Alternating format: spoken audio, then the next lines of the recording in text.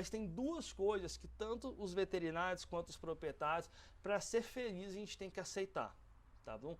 Você não trata um doente renal crônico para você baixar a creatinina dele.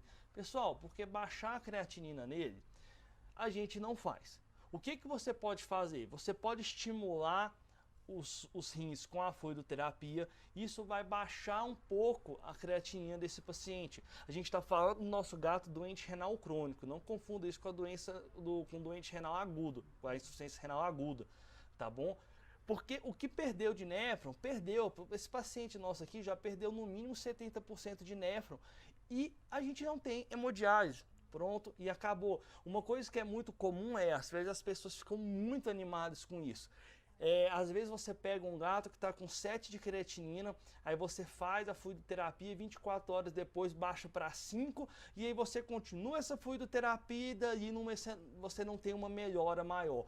Por quê? Porque esse gato é doente renal crônico, aí começa a vomitar, ele começa a ter um monte de problema, e esses vômitos e diarreias que esse paciente tem, baixa ingestão de água, às vezes não está ingerindo água e está perdendo fluido extracorpóreo, esse seu paciente vai desidratar. Uma vez que esse paciente desidrata, você tem uma azotemia pré-renal, além daquela sua azotemia renal. E isso aumenta ainda mais os níveis séricos de creatinina e ureia desse paciente. Só que aí você hidratou ele.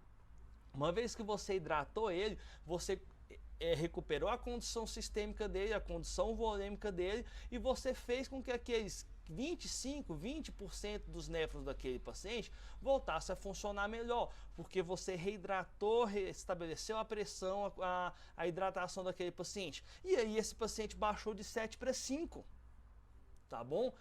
Mas aí depois ele não baixa nada. Por quê? Porque ele não baixou porque agora o que você corrigiu foi a azotemia pré-renal. Aí beleza, com essa fluidoterapia você vai conseguir estimular essas células renais, talvez baixe aí de um 5 para 4, só que dali para frente não vai baixar mais.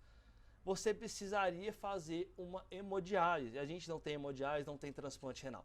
Você não trata esse paciente doente renal crônico para baixar a creatinina dele. Você vai tratar ele para que o organismo dele consiga conviver com aquela creatinina elevada. Ou seja, se esse paciente tem no máximo 1,6 mg por decilitro de creatinina e agora você está com 3, o mínimo que você consegue é 3, você tem que dar condições para aquele paciente, para aquele organismo, de conseguir conviver com o 3 como se fosse alguma coisa normal. E a partir daí você vai corrigindo hiperfosfatemia, acidemia do sangue, vai corrigindo o cálcio se precisar, vai corrigindo as alterações físicas e metabólicas. Se tiver com anemia você vai corrigir pressão. Então você vai dar condições para aquele paciente conviver com aquela creatinina elevada.